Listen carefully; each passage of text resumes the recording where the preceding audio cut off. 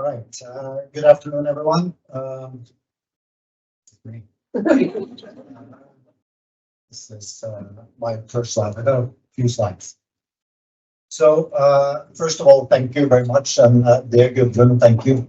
I think I've worked with you off and off for 20 years, so thank you for this invitation. It is an important topic, the European Standardisation Strategy. I'm looking at it from a national level. I'm going to say a few words as an introduction to the panel, some of my thoughts around this. I think the one question perhaps is on a national level, and being a EFTA country, is it different for a non-EU member compared to an EU member country? And I think that on some level, yes, it is different. It is different, but it's also the same. I think we face some of the same challenges, but we also face some different challenges, perhaps. So the title is a little bit reflects on that a little bit. It's so like we are, or are we, stuck in the caboose, so at the back of the train, with no ability to sort of steer the train or participate in the direction of the train. We're just back there, maybe humming out Eagle songs. I'm going to focus on 3 points, some thoughts that I have around this topic, and then leave it for that. First of all, I think it's important to recognize the EU Standardization Strategy as something very positive. It really is something very positive. The EU, through this strategy, sets a direction. It provides an engine to keep it as the train kind of lingo. And for our work, somebody said earlier in the first session that we've been waiting for this strategy for a long time. Not entirely sure that that's true at the national level. I don't think I can go home and look around and find a lot of people and a lot of organizations that think, thank God this strategy. That's not the case. But it is important. And it is important for Norwegian stakeholders as well. It is important, and we try to illustrate this with 3 examples. Artificial intelligence. I think that there's an urgent need for both regulation and standards. I think that digital product passports is another example. In Norway, we've been working on this topic, not calling it digital product passport, for many years. And it hasn't gained the necessary momentum to actually become something.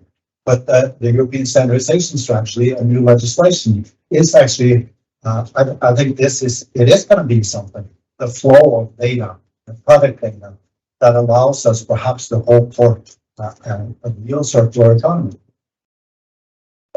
Being an energy producing country for Norway, hydrogen and all the standardization related to hydrogen was super important. And again, this strategy shows the way, the direction for us as standardization organizations, and it supports legislation which is also coming from Europe. And perhaps it's possible to say that we could be a little bit envious in Norway on the sort of holistic approach that the European Commission has when it comes to standardization, and the use of standardization as a tool, as a mechanism to implement policy.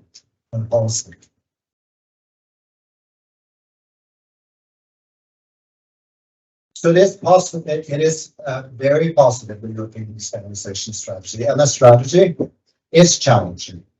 It will challenge. Otherwise, I don't think it is a strategy unless it shows some direction and a way and a path forward to something that we haven't done before, and it challenges us. And it does challenge us. It challenges us also at the national level. I think positioning our stakeholders, making our stakeholders understand that this is important, and that it's happening now, and not in 6 months, not in 12 months, and it's not a slow pace. It's happening rather fast, much faster than we've been used to. it is difficult to mobilize, which we heard about before the break, to mobilize experts. And I think that the increasing number of new standardization topics makes this even more difficult.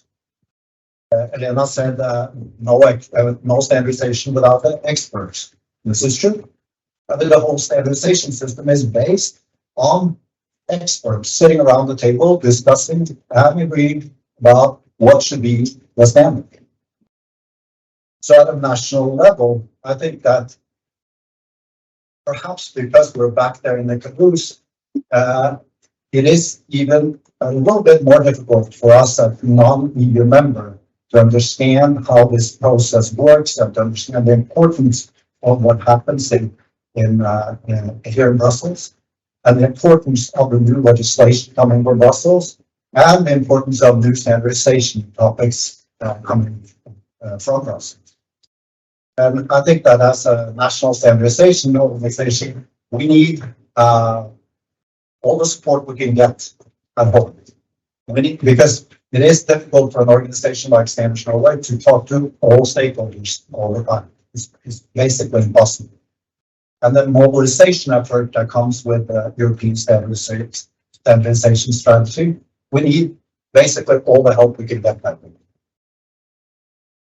If we don't manage that, and we don't manage to involve Norwegian experts in the work, Norway will be without a voice in a lot of very important standardization.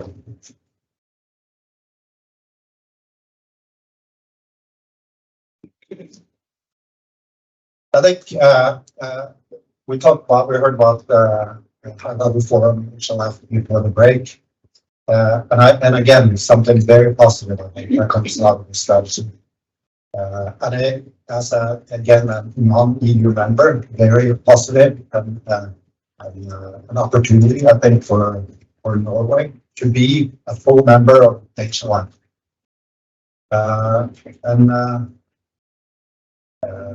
I think that it provides an opportunity for us in Norway to take full part in the work that goes on in HLF.